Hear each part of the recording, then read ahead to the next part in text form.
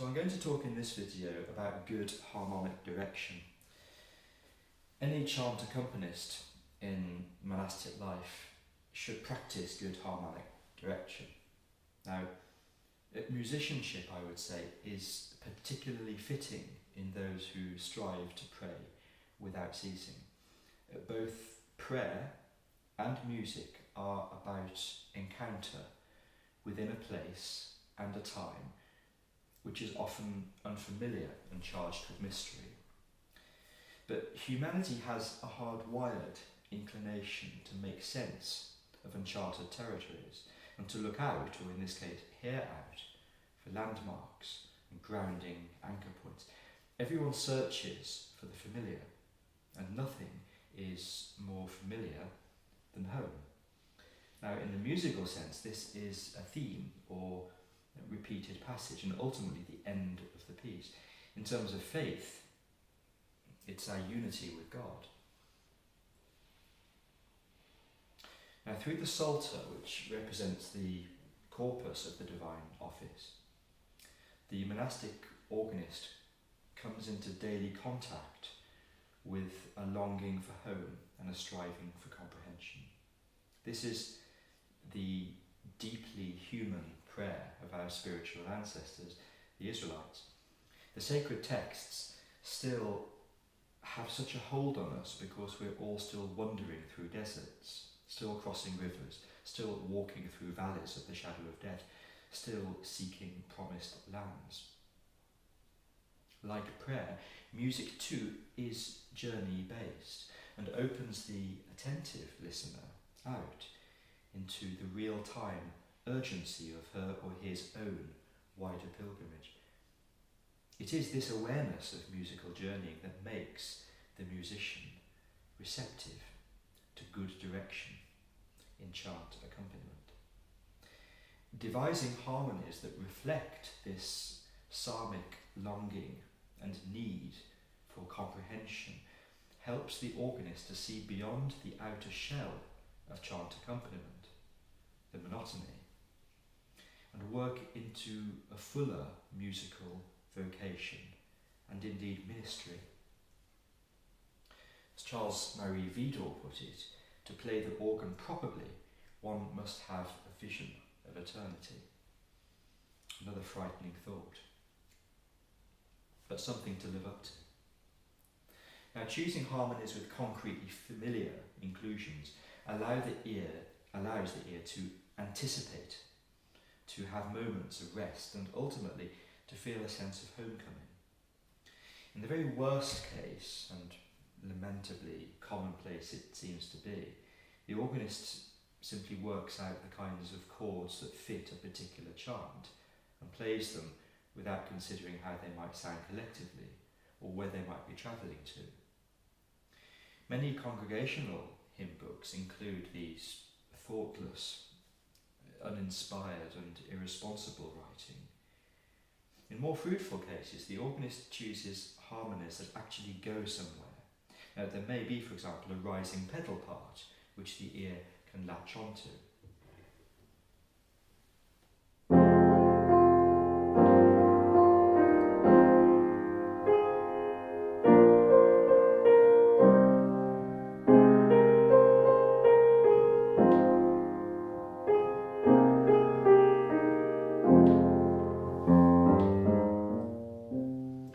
Gives the ear something to follow.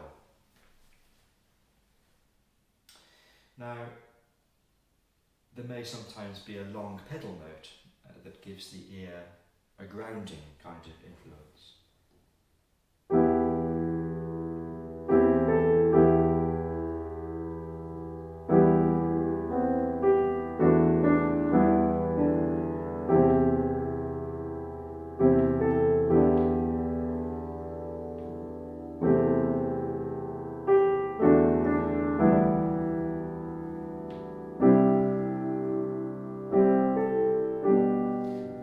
After that long E note in the pedal, it then sprouts into a beautiful suspension.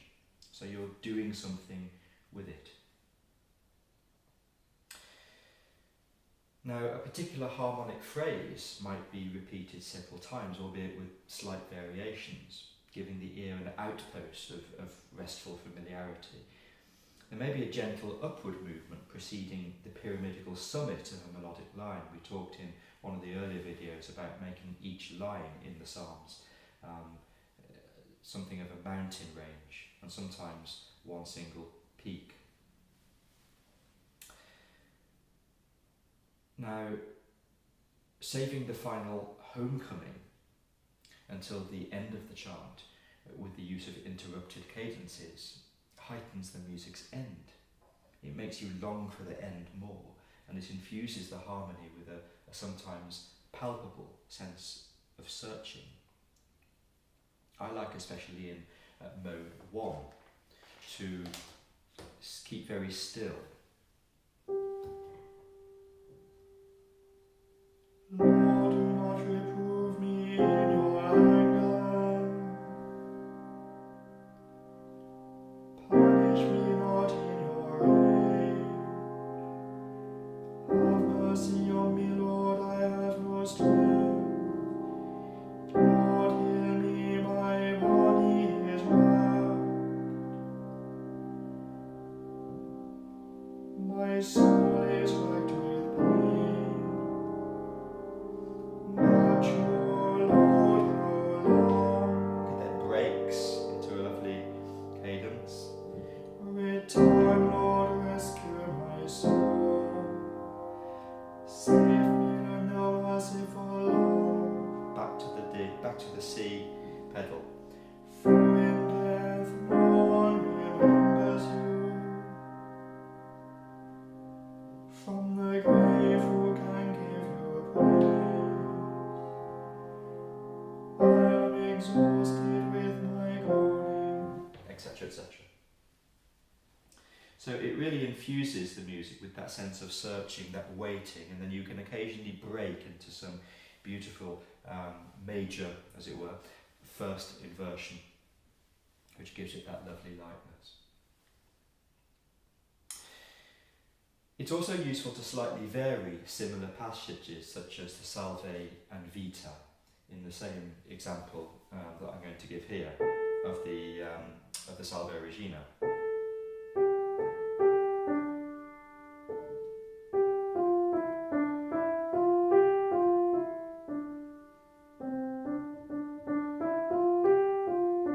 That's how the Salve Regina begins, and then it almost repeats.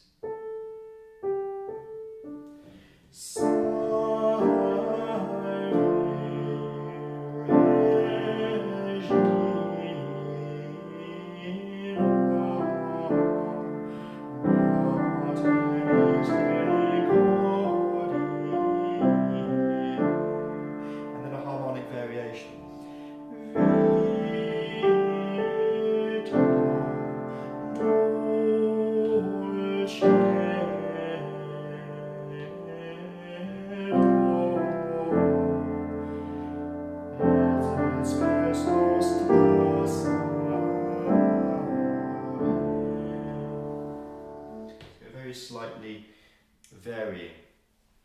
You're not repeating all the time, because Delius was a great one for never repeating. You're always waiting for the next thing. It's a very beautiful tool to have as a chant accompanist. The next element I want to speak regarding harmony is about first inversions. Now, first inversions are very beneficial in chant accompaniment, in the same way that they represent an essential and substantial ingredient in the works of English composers, Elgar, Finzi, Vaughan Williams. In chant accompaniment, they add an uplifting, expectant brightness to the harmony. It is arguable that first inversions even help a choir to keep good pitch, charged as they are with lightness and expectancy. I use a great many first inversions in my own chant accompaniment, especially in those sleepy hours of vigils at 3:30 in the morning, and of course a compline at night when everyone's ready for bed. The root position sounds very final and lovely, but the first inversion is charged with expectancy. You're expecting that to do something, you're expecting it to go somewhere, and it's holding you up.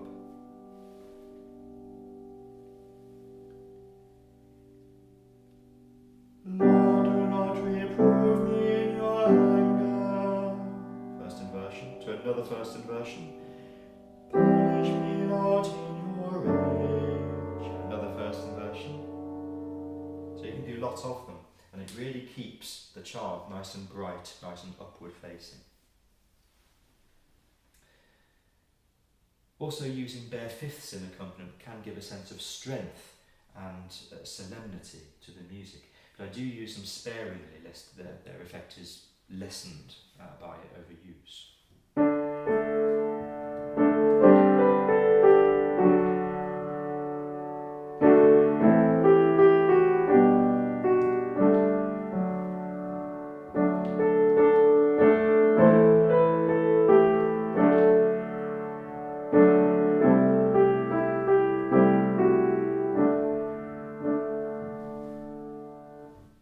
Something like an antiphon along those lines.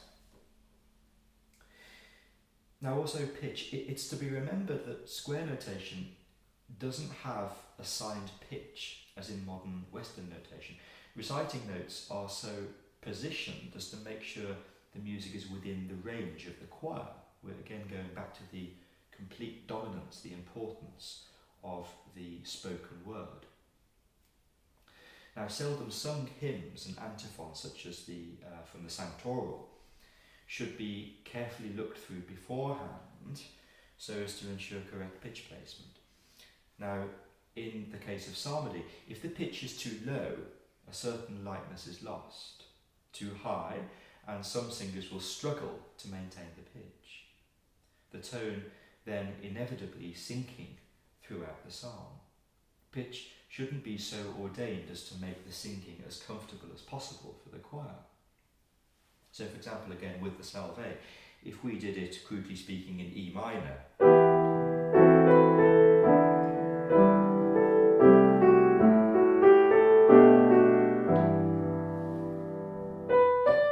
it's a little bit high for a group of men. So I would do it in, crudely speaking, again, D minor.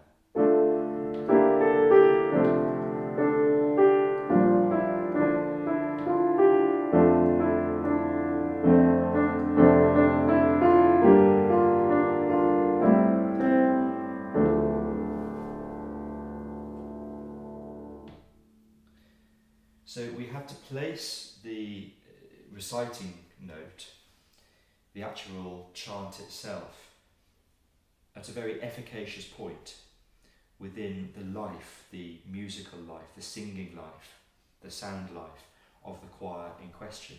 Now, of course, there are so many choirs. There are men's choirs, there are ladies' choirs, there are children's choirs. And of course, they all have that breaking point.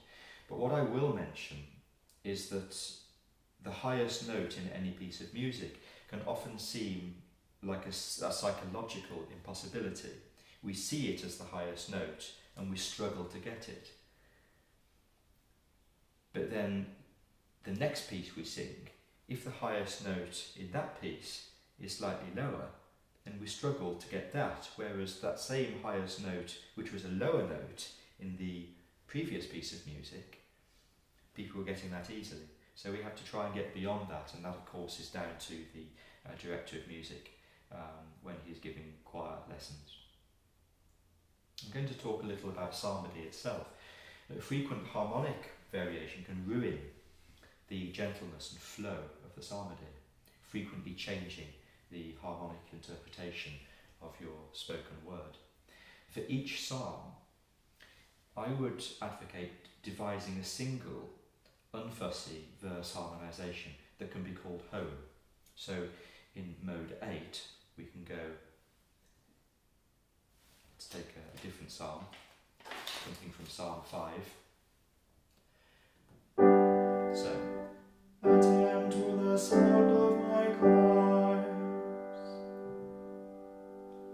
my King and my God. And again. It is you whom I invoke, O In the morning you hear me. So that we can call home, I suppose. Use this as the centering point during the psalm. Return to it, and then use it to break out from, and then come back. So certain verses can be picked out harmonically by branching out into new harmonisation. So use the suspensions and the crushing notes, use very gentle counter-melodic systems. And the counter-melodic system should be so slow that the counter-melody unfolds only over a number of verses. Attend to the sound of my cries, my King and my God. It is you whom I invoke, O Lord. In the morning you hear me. So it's very important that if you are going to do these counter-melodic systems, that you unfold them over a number of verses. Otherwise they're going to be too fast. It's going to be like putting a ditty inside something that's very still. But you must always return to that home verse, which has a binding, unifying effect on the psalmody. That deceitful and bloodthirsty man, the Lord detests. You can then break out from that home, and I think we can get away with a little bit of word painting. So you have this beautiful morning psalm of Lord's. It is you whom I invoke, O Lord, in the morning you hear me, in the morning I offer you my prayer, watching and waiting. And then of course, as with the Psalms, the whole of humanity, the human condition, is contained within, and it continues, you are no God who loves evil, no sinner is your guest. The boastful shall not stand their ground before your face. You hate all who do evil, you destroy all who lie. The deceitful and bloodthirsty man the Lord detests. So we can very slightly work towards a darker temperament during that time. So we can do something along the lines of, attend to the sound of my cries. This is the home verse. My King and my God, it is you whom I invoke, O Lord. Keeping the general shape. In the morning you hear me. In the morning I offer you my prayer. Branching off into a counter melody. Watching and waiting. You are no God who loves evil. No sinner is your guest. No boastful shall not stand their ground, etc. You can work towards something that's dark, and when you get into that minor sound, if I dare say that, you can then work around upon that E. No boastful shall not stand their ground before your face. You hate all who do evil. You destroy all who lie. The deceitful and bloodthirsty man, the Lord detests. Back to the brightness. But I, through the greatness of your love, have access to your house. So you change the general sound as you go through harmonically. The other thing I like to do is, you'll see, because that's going somewhere, you want to go to that first inversion.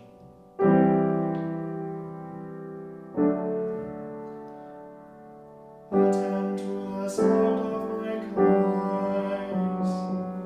You're going somewhere, you're taking us somewhere. My King and my God. And if you do that at the centre of the sound of my cries, you're making that right at the beginning of that median pause, that time where you're supposed to stop, listen, wait. And so it's charging the whole psalmody with expectancy, with waiting. Attend to the sound of my cry, my King and my God. And that's something else I do. When I go to the first inversion, I don't just go, I put the D in there as well.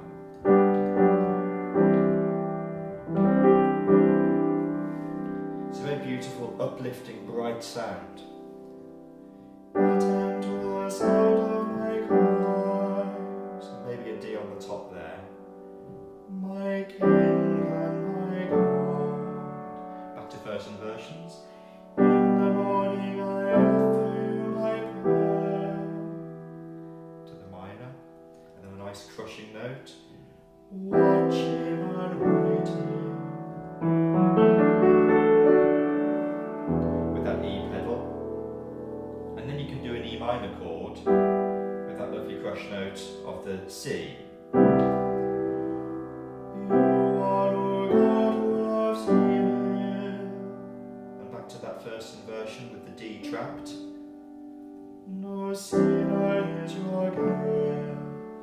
So you have all of these various devices that you can use to keep the psalmody very light and yet at the same time very unobtrusive. But you must always remember to go back to the home. But I, through the